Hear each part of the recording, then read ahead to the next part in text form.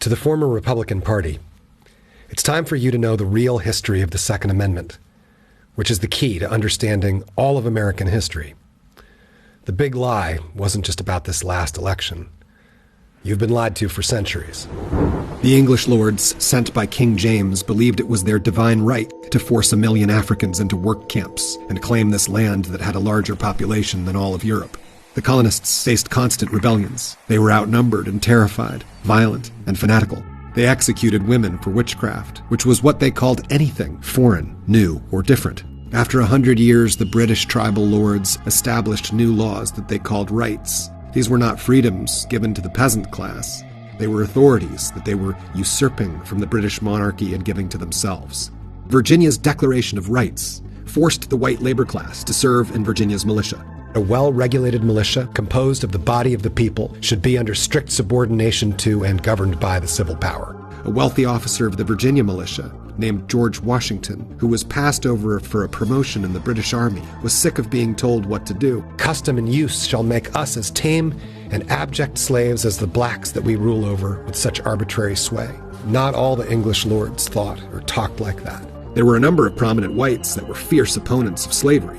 Amish elder Benjamin Lay kidnapped children of slave owners, stabbed a Bible filled with blood, and made fiery speeches. But when the lords of the 13 colonies signed the Articles of Confederation and Perpetual Union, their objective was not liberty for slaves, natives, or the peasant class, but to become an empire themselves, on par with the one that ruled over them. John Adams, a Boston lawyer, agreed, and he says, referring to the monarchy, that we won't be their Negroes. They borrowed millions from Spain and France and the Netherlands to pay for their war, and with their allied armies fought for 8 years until the British gave up. And then the newly independent lords of the United States of America turned around and taxed the body of the people to pay for their massive war debts, just like their king had done to them. And within a few years, the peasants, the farmers, the Revolutionary War veterans, and their families are so overtaxed, they're behind on payments, and there's a national debt crisis. Some Revolutionary War veterans were never paid a cent for their service, are behind on their taxes to pay for that war, and so the lords seize their property. That's the last straw for a New England veteran named Daniel Shays, who gathers 4,000 men to overthrow the tyrannical government of Massachusetts. While George Washington and the Founding Fathers are panic-stricken, they get these wealthy merchants in Boston to fund a private mercenary army to back up the Massachusetts state militia, and they crush this anti-tax rebellion. And George Washington writes to James Madison, "We are fast verging on anarchy and confusion." And Washington writes letters to other lords. He says, "Commotion of this sort, like snowballs, gathers strength as they roll, if there's no opposition in the way to divide and crumble them. I am mortified." Virginia Attorney General Edmund Randolph is also mortified about the prospect of anarchy from the laxity of government everywhere, and they agree that they need to centralize power and write a constitution. Many of the lords agree with John Adams that very few men who have no property have any judgment of their own. But Ben Franklin reminds them that common people also fought for independence. James Madison, he's diligent in making sure this new governing document protects the minority of the opulent from the tyranny of the masses, meaning protect the rich from the poor. And this premise is close to his heart because his grandfather had been poisoned to death by an insurrectionist slave. So they wrote a Bill of Rights. And these rights were about them, the lords. The Second Amendment was one of those amendments. It mandated the upkeep of state militias in case of insurrections against the aristocracy. And the final version you likely know well. A well-regulated militia being necessary to the security of a free state. The right of the people to keep and bear arms shall not be infringed. Well-regulated means well-trained. The militia is the state military.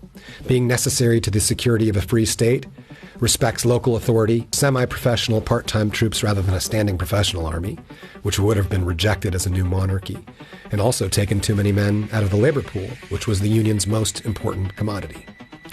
The right of the people primarily referred to James Madison and George Washington and the lords of the colonies, now called states. And it was a given that state military forces were under federal authority, but they had already written that into the Constitution in Article 1, Section 8, Clause 15. Which gave Washington the power to call forth the militia, to execute the laws of the Union, suppress insurrections, and repel invasions. The insurrections began almost immediately. Alexander Hamilton had a great idea how to pay off the war debt with a new tax on whiskey. Well, that was not popular, In 1791, farmers rebelled. They start talking like the lords. They say they don't want to be taxed without representation either. And in Pennsylvania, they tar and feather the tax collector. So the U.S. Congress soon passes the Militia Acts, which give direct authority to the president to take command of the state militias in times of imminent invasion or insurrection, just so there's no confusion. Every free, able-bodied white male citizen between 18 and 45 has to sign up. Now, slaves, Africans, natives, they're not allowed to apply for the next 70 years because they are the ones the militia is most expected to be used against, along with the white labor class, which is exactly what happens when a U.S. Marshal arrives in West Pennsylvania in 1794 to collect the whiskey tax and 500 armed men march up to stop him. President Washington gives orders for over 10,000 militiamen to be provided by Virginia, Maryland, New Jersey, and Pennsylvania, and he leads a federal militia army into Pennsylvania himself, and he squashes the anti-tax rebellion before it becomes a rolling snowball. He later writes, "This is how a well-regulated militia should be used to serve the government in maintaining a strong security in each state, as the Second Amendment of the Bill of Rights intended." Now, the government's right to regulate weapons on an individual basis, well, that was an entirely separate issue, and it was never controversial. The colonies rarely allowed black Americans to own guns, even if they were considered free.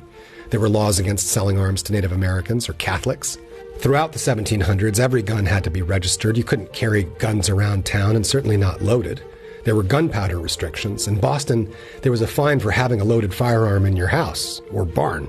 Same in the 1800s. The most famous shootout in U.S. history at the OK Corral between Wyatt Earp and his longtime enemies. That was over Tombstone, Arizona's ordinance against having a gun without a permit, which even for cowboys of the Wild West was common sense. There was no such thing as concealed carry in southern states. That was banned, and it was the same in the 1900s.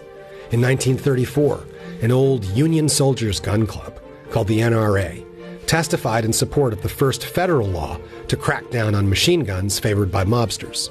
In 1959, 60% of Americans favored banning handguns altogether, according to a Gallup poll. Through the 60s and 70s, the NRA and California Governor Ronald Reagan pushed for gun control, especially when they saw armed Black Panther members patrolling Oakland neighborhoods. The Republican Party platform included restricting the sale of cheap handguns. But the civil rights movement had started a panic in white America. They elected Nixon in support of his law and order campaign, that age-old dog whistle for cracking down on insurrections. In that century, it was Martin Luther King's march in Birmingham and labor strikes in Detroit. But it was in the 70s that the NRA began dumping millions of dollars into propaganda to overturn 2 centuries of legal consensus over the meaning of the Second Amendment.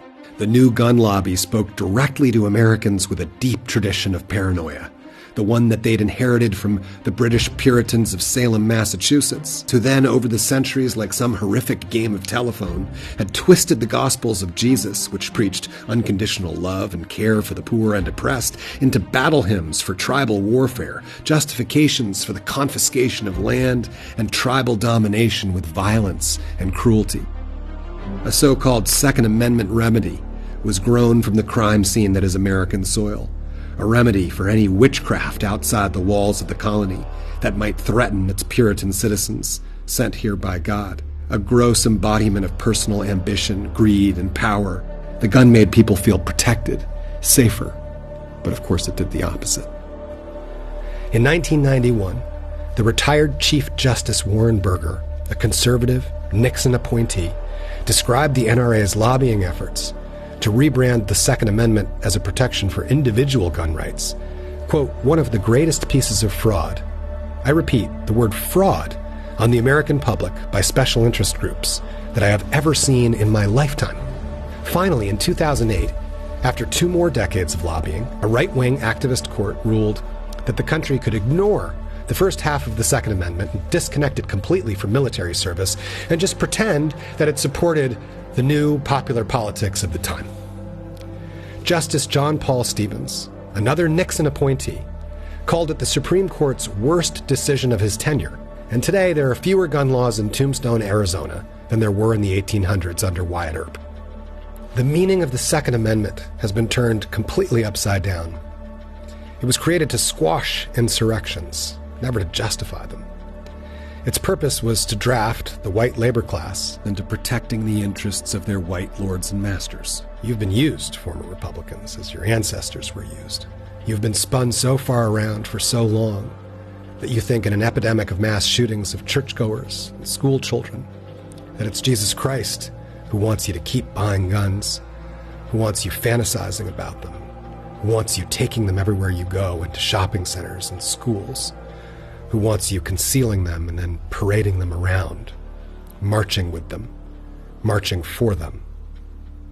So you have a choice. You can keep yourself shackled to the ghosts of those English tribal lords who claimed God himself commands you defend their hierarchy with your life in their long war against reality. But you know that road is a dead end. You can also choose another path, and you can unite with a nation that wants to learn from its mistakes, that wants to grow and evolve for the good of all the tribes of humanity. And you can rejoin the land of the living.